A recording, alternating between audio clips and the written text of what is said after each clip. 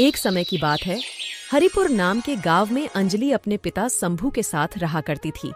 शंभू बाजार में बर्गर बेचा करता था। शंभू के बर्गर लोगों को बहुत पसंद आया करते थे, इसलिए शंभू के ठेले पर हमेशा भीड़ रहती थी और उसी से उसका घर चला करता था। रोज की तरह शंभू बर्गर बेच रहा था। बर्गर ले लो, बर्गर, ताजे ताजे बर्गर ले लो। तभी कुछ लोग उसके ठेले पर आते हैं और कहते हैं, ए बर्गर वाले, हम लोगों को बर्गर खिला जल्दी। शंभू ने सबको बर्गर खिलाया। बर्गर खाने के बाद शंभू ने जब उनसे पैसे मांगे, अरे भाई साहब, मेरे बर्गर के पैसे तो दे दो। तब उसमें से एक आदमी बोला, क्या रे, तू हम लोगों से पैसे लेगा? तू नहीं जानता हम लोग कौन है? शोर शराबा सुनकर पुलिस भी वहां पहुंच जाती है। तभी शंभू पुलिस से कहता है, साहेब, इन लोगों ने मेरे बर्गर खाए और पैसे नहीं दे रहे हैं। ये सुनकर पुलिस ने सबको गिरफ्तार करने को बोला। रामलाल, इन सबको गिरफ्तार करके जेल में डाल दो। बर्गर वाले, तुझे तो मैं देख लूंगा।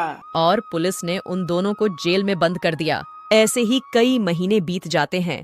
रोज की तरह जब शंभू बर्गर बेच रहा था, तभी शंभू बोला, अरे ये क्या, मेरा सर क्यों दर्द कर रहा है और कुछ दिनों से मेरी तबीयत भी ठीक नहीं लगती। शंभू शाम को घर लौटा तो वह अचानक गिर गया। तभी डॉक्टर ने अंजलि से कहा, देखो, तुम्हारे पिता को कैंसर है, हमें जल्द से जल्द ऑपरेशन करना होगा। ये कहकर डॉक्टर चला जाता है। तभी शंभू ने अंजलि से कहा, बेटा मुझे माफ कर दो, मैंने तुम्हारे लिए कुछ नहीं किया, अब ये घर कैसे चलेगा? अरे पिताजी, आप चिंता क्यों करते हैं? मैं हूँ ना, चलिए अब सो जाइए। फिर दोनों सोने चले जाते हैं। अगली सुबह जब अंजलि बर्गर बेच रही होती हैं कि तभी वो दोनों उसे दूर से देख रहे थे, जिसे शंभू ने जेल भेजवाया था। अरे ये बर्गर वाला कहाँ गया और ये लड़की कौन है? अरे गुरु, आसपास से पता चला है ये उसी बर्गर वाले की बेटी है। अच्छा, तब तो बर्गर खाने में अब और मजा आएगा। ऐसा कहकर दोनों अंजलि के पास बर्गर खाने जाते हैं और कहते हैं, अरे बर्गर वाली, जरा अपने बर्गर हमें भी तो चखाओ। अरे हाँ हाँ, मैं भी तुम्हारे हाथ के बर्गर खाना चाहता हूँ। फिर अंजलि ने उनकी बातों को नजरअंदाज करके उन्हें बर्गर खिलाया। भाई साहब, आप लोग का बिल 80 रुपए हो गए। अरे अगर तुम्हें बर्गर के पैसे ही चाहिए तो मेरे घर आ जाना, सारा हिसाब कर दूंगा। पर बर्गर खाने के बाद उन्होंने अंजलि को खूब बुरा भला कहा, पर अंजलि बेचारी चुपचाप सुनती रही।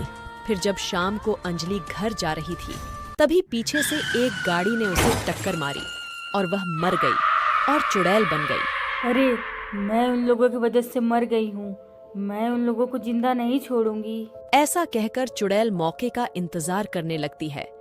एक रात जब वो दोनों आदमी अपने घर जा रहे थे, तभी चुड़ैल वहां आती है। उसे देख दोनों घबरा जाते हैं।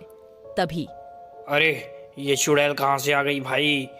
अरे गुरु, मुझे क्या पता ये क्यों आई है और क्या करने आई है। आज मैं तुम्हें मारने आई हूँ। क्या तुम हमें मारने आई हो? पर तुम हो कौन?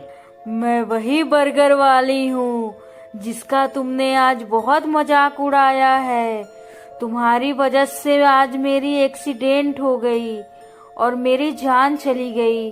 अब मैं तुम्हें नहीं छोड़ूंगी। ये सुनकर वो दोनों चुड़ैल से अपने जान की भीख मांगते हैं, पर चुड़ैल उन्हें जलाकर मार डालती है और अपना बदला ले लेती है।